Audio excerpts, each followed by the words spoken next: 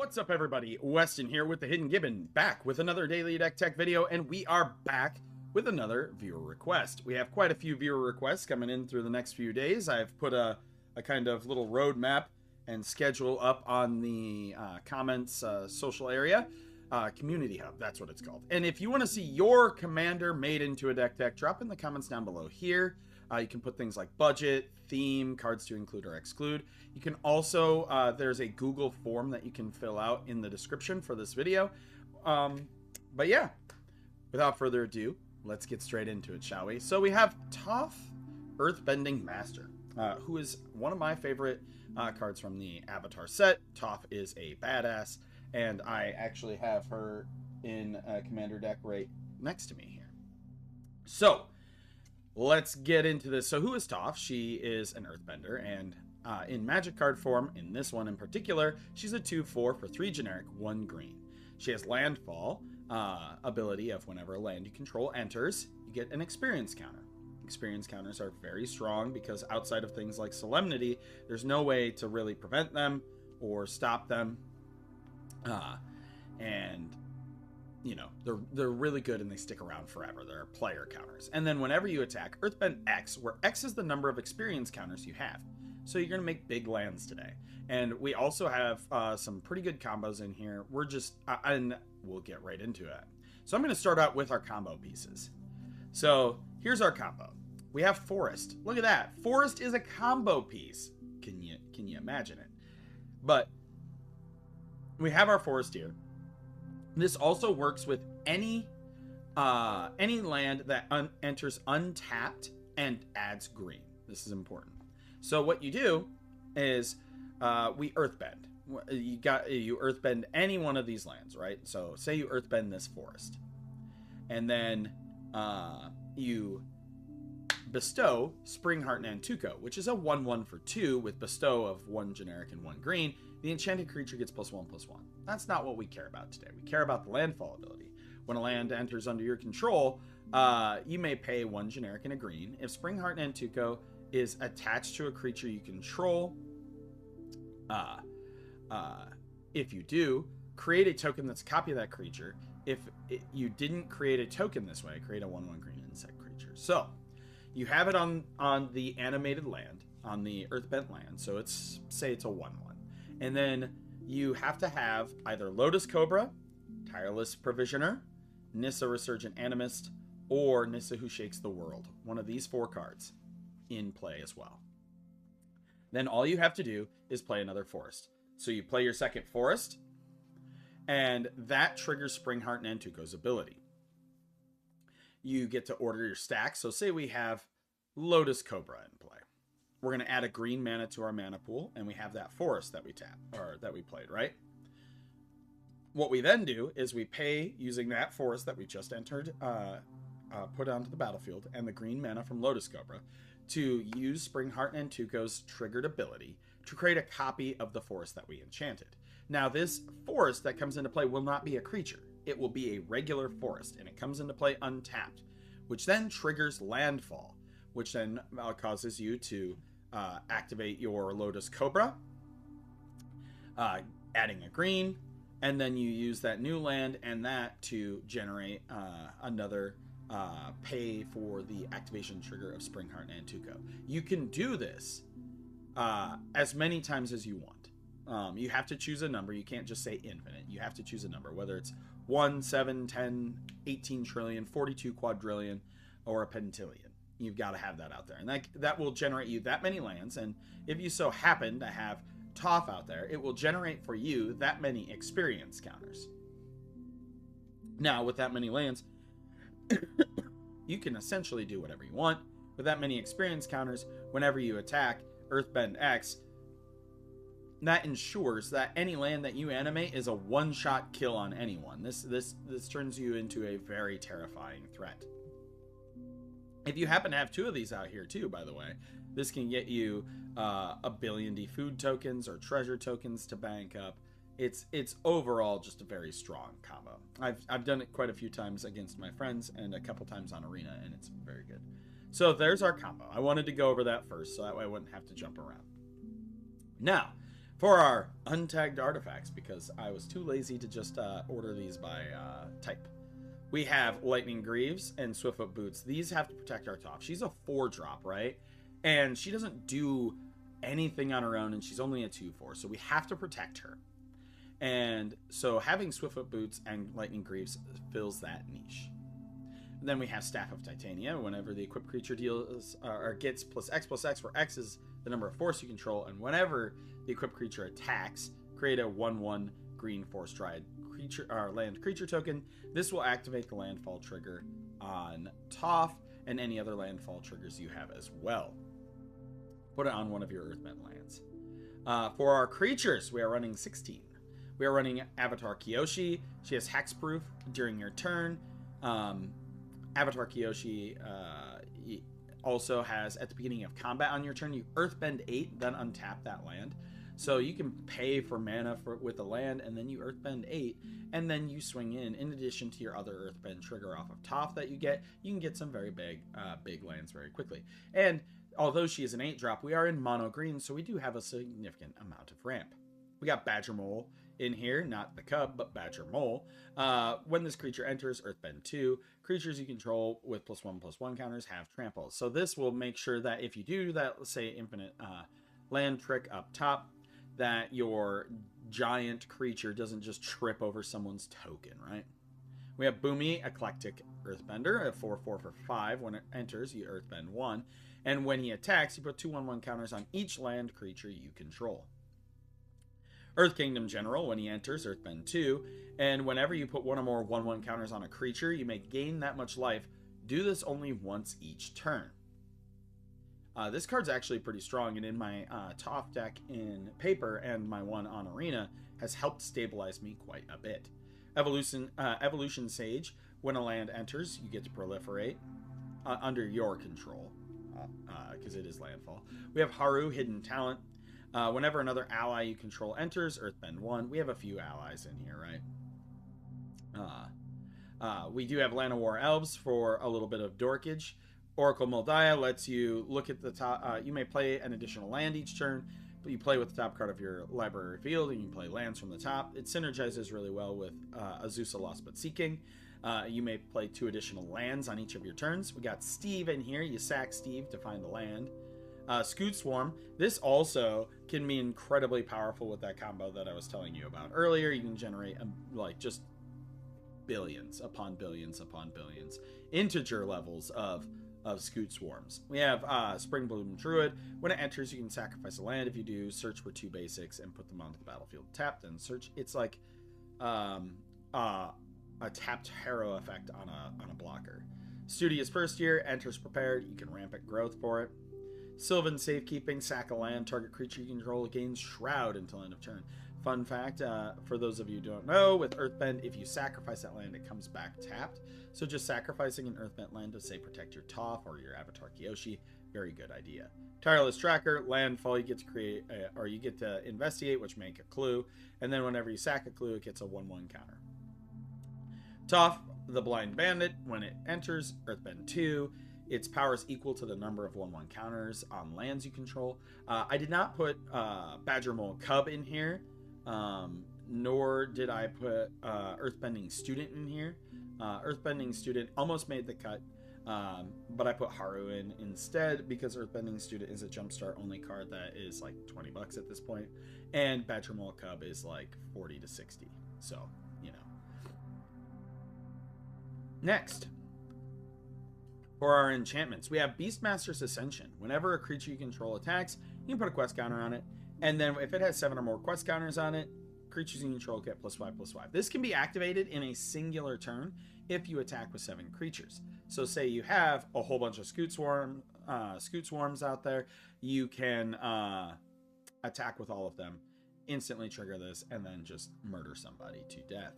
It's a very chaotic art, by the way. We have Colossal Majesty. At the beginning of your upkeep, if you control a creature with power 4 or greater, draw a card. This should be pretty easy with our lands. We have Crystalline Armor. Enchanted creature gets +1/+1 for each land you control and has trample. Put this on one of your animated lands. Same with Rancor here, which gives trample.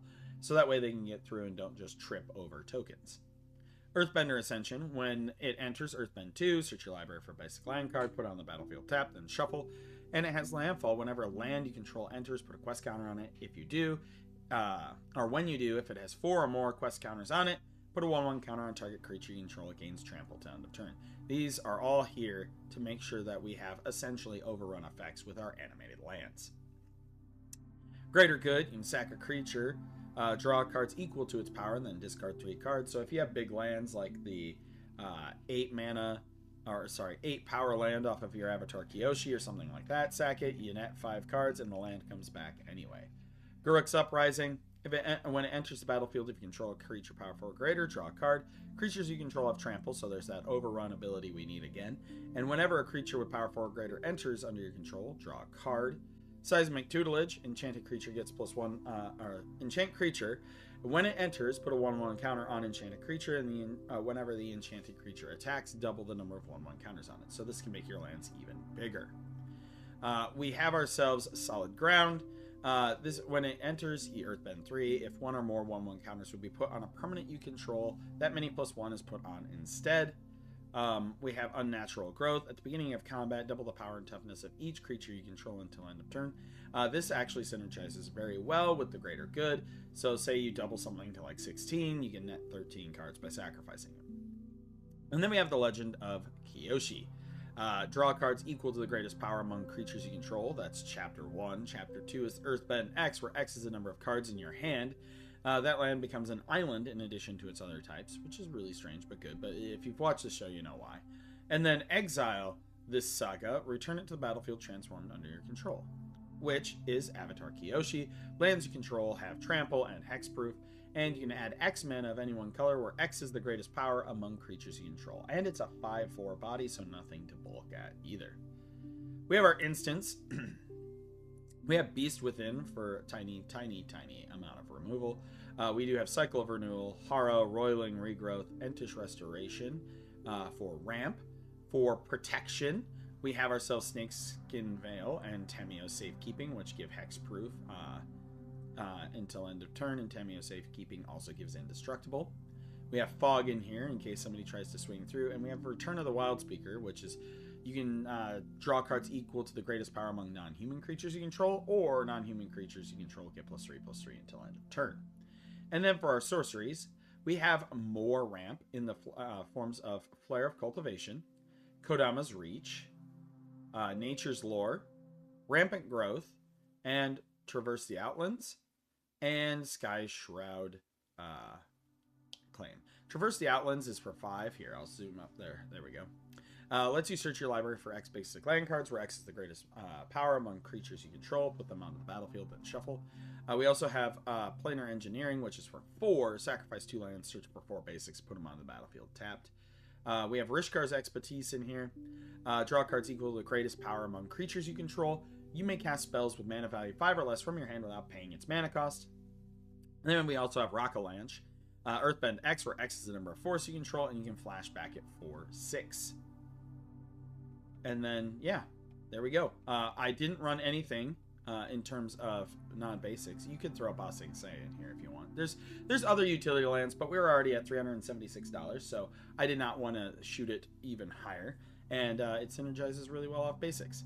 Let me know what you think of the build. Now, let's head on over to the playtesting. Ba-ba-da-ba, and here we are. Boop. Alright, so our opening hand has 2 lands.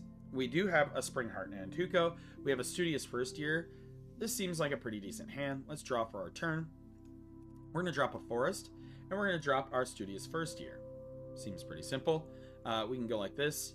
We can drop a Forest here. Now, you could, if you didn't want to do the infinite combo, you could bestow Springheart Nantuko onto Studious First Year, and this helps you get a bunch of rampant growth, but we're not going to go for that. Instead, we are, however, going to tap. We're going to use our rampant growth, so we're going to view our library. We're going to put a forest in play tapped, and we're going to close and shuffle. Pretty straightforward. Then we have our next turn. We are going to play a forest, and we're just going to run out Toph, which might eat removal. It's very possible, but we're still going to run her out. And then we'll attack for 1. You know, next turn. So now we need to Earthbend.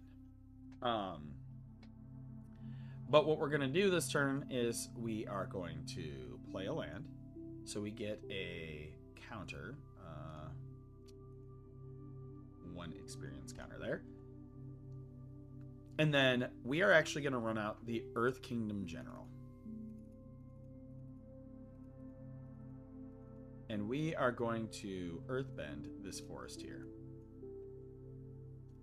So then we will set counters to 2.